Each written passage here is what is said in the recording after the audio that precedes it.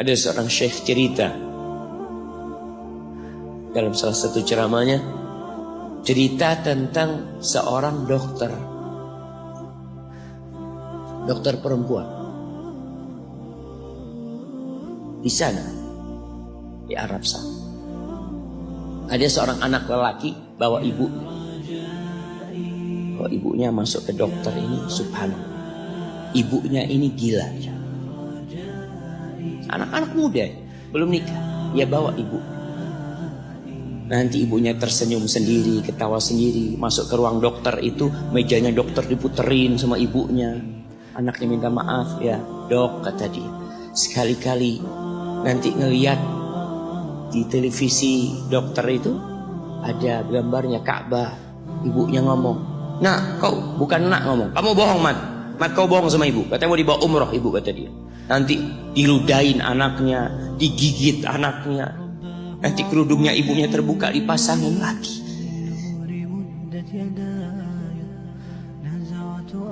Itu dokter tanya sama anaknya, ini siapa? Ibu anak, katanya. Sejak kapan dia seperti ini? Sejak lahir. Loh, terus gimana engkau bisa lahir? Iya, sama kakek anak, ibu anak dinikahkan, tapi 10 bulan cerai. Ya karena seperti ini, anak lahir di lahir. Dan seperti ini kata dia, engkau berbakti sama dia, kata dia. Dia kan nggak kenal sama engkau. Iya, dia nggak tahu sama anak, tapi Allah tahu kalau dia ibu anak. Allah tahu kalau dia ibu anak. Anak harus berbakti. Ditanya, ibumu sakit apa? Ibu kena gula. Setelah dikasih resep, itu dokter cerita, pasiennya keluar, ditutup pintunya. Dokter ini nangis. Dia mengatakan, ana sering dengar ceramah tentang birrul walidain. Ana sering mendengarkan tausiah ustaz tentang berbakti kepada orang tua, tapi ana baru sekarang melihat kebaktian seorang anak seperti anaknya. Ibunya gila, dia tetap berbakti. Dan dia mengatakan, iya, ibu anak nggak tahu sama anak, tapi Allah tahu kalau dia ibu anak. Dan yang ngasih wasiat supaya kita berbakti sama orang tua itu Allah, jemaah. Apapun yang dilakukan orang tua kita.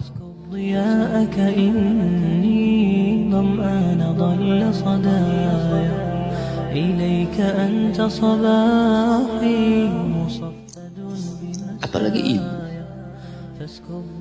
Allah katakan, hamalathu ummuhu kurha wa wada'athu kurha.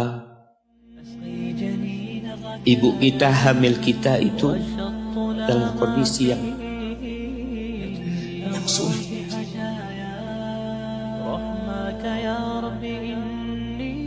Ada ibu yang harus bed rest demi anaknya lahir.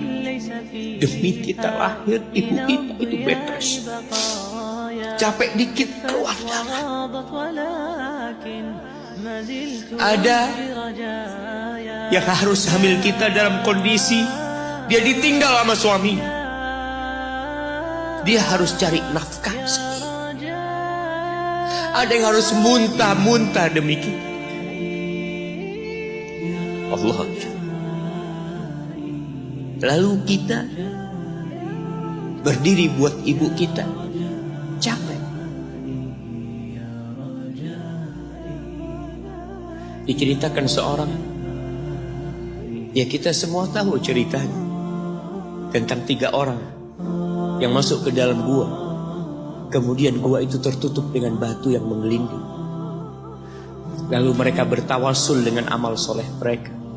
Salah satunya yang mengatakan, ya Rabbi, Allahumma, ya Allah, aku punya 2 orang tua. Aku punya 2 orang.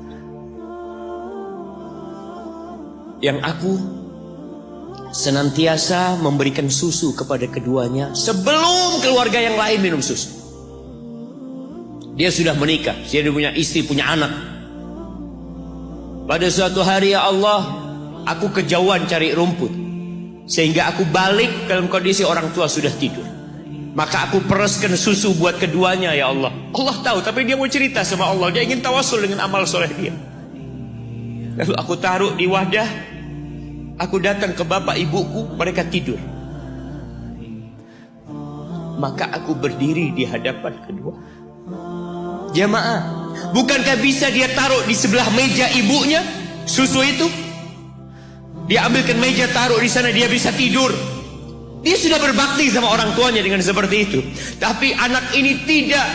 Aku berdiri, ya Allah, aku gak ingin membangunkan keduanya. Dan aku terus berdiri, aku pegang itu susunya. Sampai mau subuh bangun, aku serahkan kepada kedua. Anak-anaknya nangis minta susu. Kata dia, lah, sampai bapak ibu aku minum. Kalian jangan minum. Kita kadang-kala sudah menikah lebih peduli sama istri kita, lebih peduli sama anak-anak kita. Nggak ada hadis yang mengatakan anak itu pintu surga, jemaah. Yang ada itu orang tua pintu surga. Kita peduli sama anak-anak kita.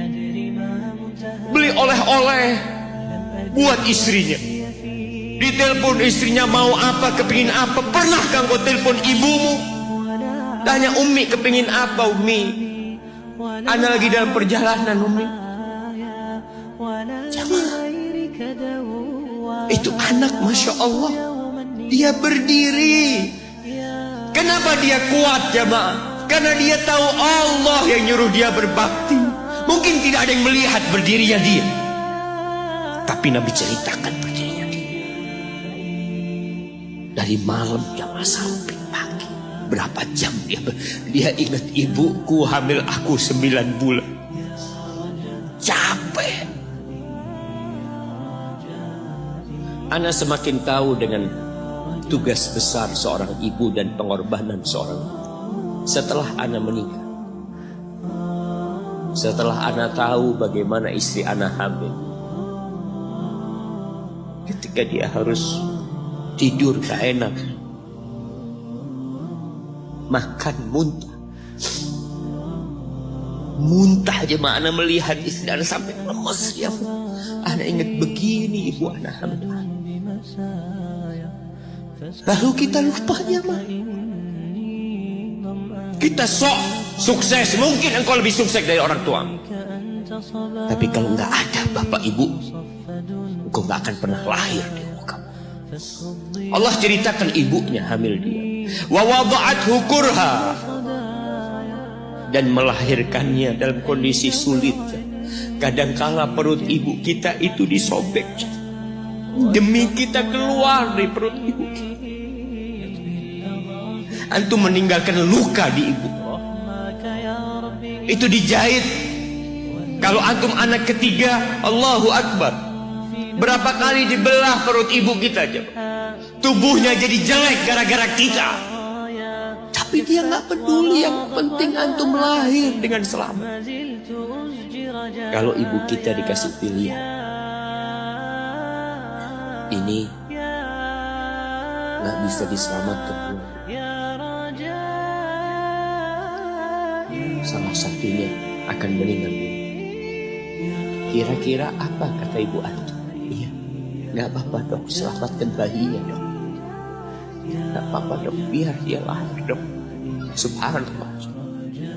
Berapa banyak ibu yang meninggal dunia ketika dia melahirkan anak. Wa hamluhu wa fisaluhu 30 syahra. Hamilnya dan menyusuinya itu 30 bulan. Artinya bukan ketika antum lahir selesai lelahnya ibu kita. Memang ketika antum lahir dengan selamat, Allahu Akbar, ibu itu lupa dengan rasa sakit dia 9 bulan. Ibu itu lupa dengan jeritan dia mengeluarkan kita ketika kesakitan. Itu lupa. Dia tersenyum, dia bawa anaknya, ditaruh di dadanya. Allahu Akbar. Kalaupun ada air mata yang menetes, Itu air mata kebahagiaan orang tua dengan hadirnya kita di muka bumi ini. Lalu kita bisa berjalan. Kita nggak bisa apa-apa lahir. Allah rekam kebaikan ibu kita.